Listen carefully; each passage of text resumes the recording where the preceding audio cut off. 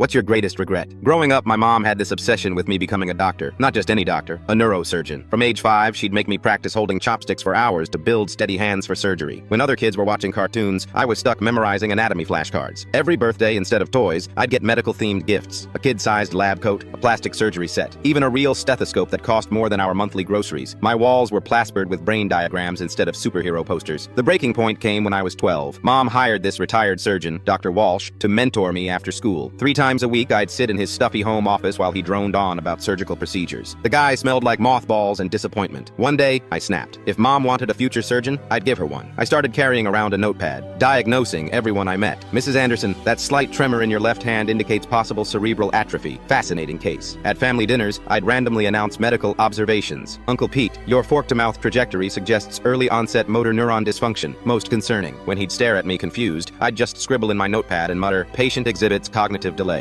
I downloaded medical sound effects on my phone. During quiet moments, I'd play heart monitor beeps. In the grocery store, I'd stop in the middle of aisles and yell, "Clear!" before pretending to defibrillate the frozen pizzas. Mom thought I was finally embracing my destiny. She didn't realize I was losing my mind. I started carrying latex gloves everywhere. Before touching anything, doorknobs, pencils, my own sandwich, I'd dramatically snap them on. Can't risk contamination, I'd explain to confused classmates. Surgeons' hands must remain pristine. In art class, I'd only draw anatomically correct organs. My teacher sent me to the counselor when I turned in a detailed colored pencil rendering of a diseased pancreas for our Happy Place project. I invented a fake medical condition called spontaneous neural combustion and convinced half my class they had it. Symptoms included occasional blinking and the need to breathe air. The school nurse had to send out a letter to parents. The final straw was career day. While other kids dressed as firefighters and teachers, I showed up in full surgical gear. Scrubs, mask, booties, the works. I'd borrowed it from my cousin who worked hospital maintenance. When it was my turn to present, I walked up to the front of the class dragging a life-sized anatomy mannequin I'd stolen from Dr. Walsh's office. Today, I announced, I'll be performing an emergency cranial procedure. Before anyone could stop me, I whipped out a toy saw and started operating while narrating in a terrible British accent. Notice the elegant curvature of the temporal lobe. Simply magnificent. The screaming started when fake blood started spurting everywhere. In my defense, it was just corn syrup and food coloring. But try explaining that to 20 horrified third graders and one very unconscious teacher's aide. The principal called my mom. Between sobs, she asked why I'd do this. I finally told her the truth. I didn't want to be a surgeon. I wanted to be a chef. The look on her face when I said chef, you'd think I'd announced plans to become a professional rattlesnake juggler. But then something unexpected happened. She started laughing. Not just a chuckle, full-on, tears-streaming, can't-breathe laughter. Through gasps, she admitted she'd only pushed the surgeon thing because her own mom had forced her to be an accountant when she dreamed of being a painter. These days, I run my own restaurant. And on my office wall, right next to my culinary degree, hangs that bloody third-grade anatomy mannequin. Mom commissioned a local artist to paint it. But my greatest regret? Dr. Walsh still hasn't forgiven me for stealing his $2,000 medical mannequin. He sends me monthly bills.